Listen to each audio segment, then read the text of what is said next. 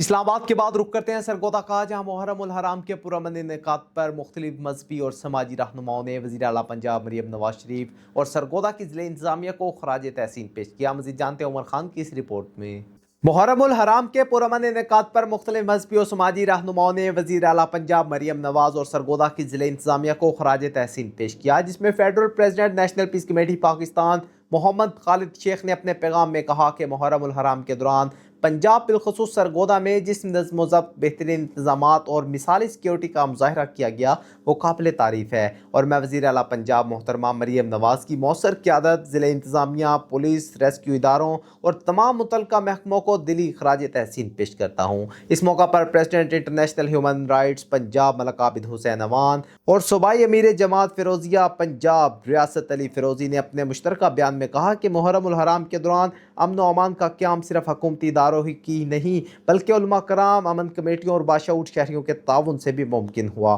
ہم سب کی ذمہ داری ہے کہ اس اتحاد، رواداری اور بھائی چارے کی فضا کو ہمیشہ برقرار رکھیں۔ انہوں نے کہا کہ وزیر اعلیٰ پنجاب مریم نواز کی ہدایت اور ضلع انتظامیہ کی مربوط حکمت عملی کے باعث سرگودا میں محرم الحرام انتہائی پرامن ماحول میں اختتام پذیر ہوا، جو قابل تحسین ہے۔ رہنماؤں نے امن و امان کے قیام میں کردار ادا کرنے والے تمام اداروں، اہلکاروں اور عوام کا بھی شکریہ ادا کیا۔ عمر خان، بگ نیوز، سرگودا۔